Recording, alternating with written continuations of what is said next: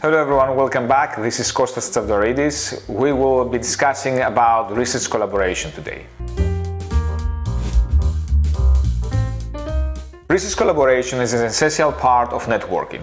It is so important that I'm devoting this video to research collaboration and will be covering the rest of the networking in the following video. Collaboration is a major component of most research productivity.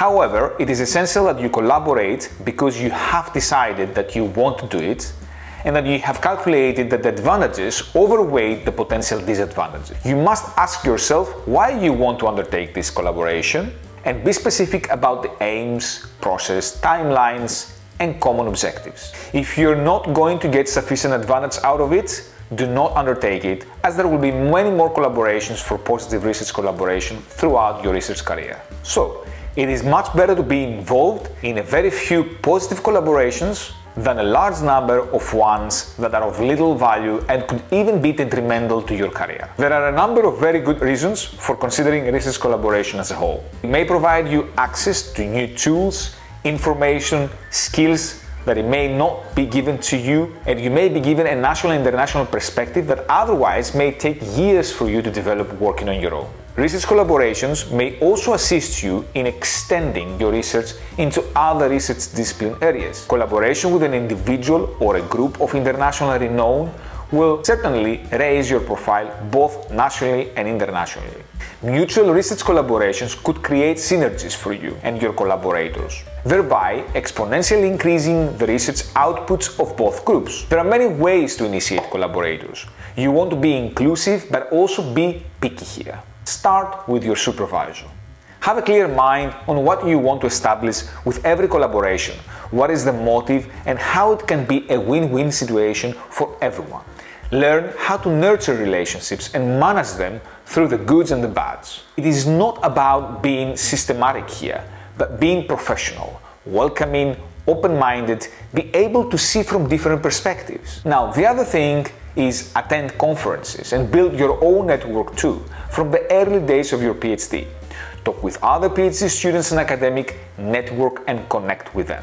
These relationships will help you for further expanding your research by talking about ways of approaching problems, exchange ideas, increase citations, work together and co-author papers, as well as submit the research grants together.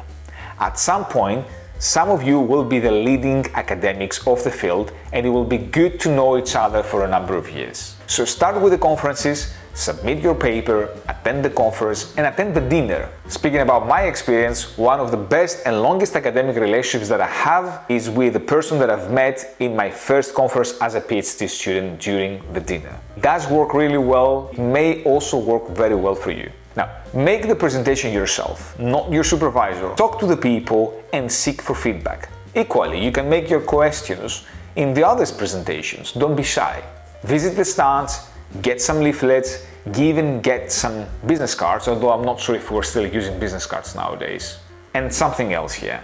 Going to the local pub and a restaurant, spend the night out while you're in a conference maybe is not the best idea. You want to go back to the conference next morning and watch as much as possible. You want to be involved and you want to network. Now, you can also send emails. Sending emails is a common thing. It's not a bad idea, but it's not a very effective one either. Academics do receive lots of emails every day from their students, colleagues, external collaborators. They're working in universities, so there's so many people around. You're competing against a large number of other emails, which most probably they will be in the priority list. So I would suggest that you speak to them via LinkedIn, ResearchGate, and other media platform. Put a context into the discussion and do not really make it look as if you're asking for a job. I mean, a lot of the emails I receive are related to PhDs and postdocs, and in fact, the person on the other side is looking for a job. It's not necessarily come as a nice thing, and most probably the other person doesn't even know what the research is all about. He or she just wants to get employed. And by the way, I would give exactly the same advice to someone who's looking for a job in the industry.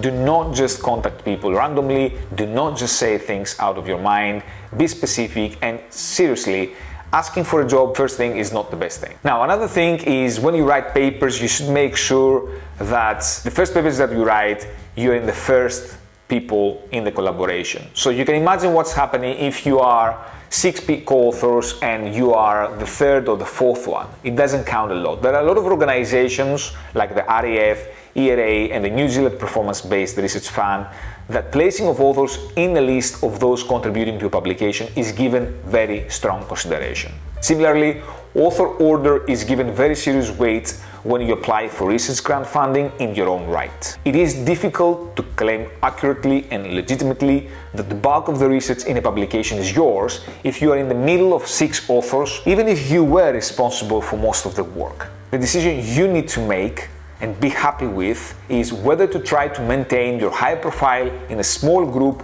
or play a lesser role in a larger research collaboration. And that's a question that comes at all stages of your career, to be honest. Obviously, if you're approached to collaborate because of your skills and expertise, then the potential for you to be the first author in the publications of a much larger group should be considered and will be much more worthwhile for you. However, whatever you do with respect to research collaboration, it is essential that such things as authorship, ownership of intellectual property, presentation at conferences, etc. are established and agreed upon before the work commences. Although this sounds overly officious and you may be worried that your international high-profile collaborators may not be happy with such detailed arrangements, I believe that productive research collaborators will appreciate the fact that you are just ensuring as much as possible and that the research productivity of the collaboration is going to be optimal for all people involved. If you are an early career researcher employed as a postdoctoral fellow or in a commercial industry organization, you will need to get approval and advice from your research supervisor or industry team leader before you either approaching a potential research collaborator or agree to work with one that has approached you. Questions here are: what role, if any, will your supervisor play in the collaboration? Is your supervisor and organization happy for you to provide potentially very academically or financially valuable information to people outside your organization? What sort of official paperwork, such as materials transfer agreement or confidentiality agreement, does your organization require before you can pursue a research collaboration? In addition, if you are approached to participate in a research collaboration, then you should certainly apply the issues raised earlier. How do they carry out their collaboration processes, and will it be beneficial or even possible for you to work collaboratively with them? Many research collaborations are extremely productive for all involved and last for extended periods.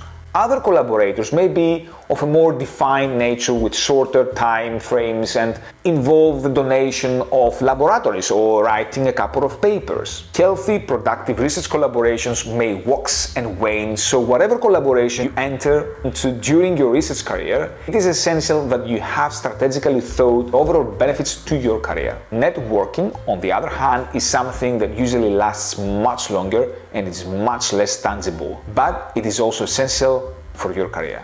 That's for the next video. Bye bye all.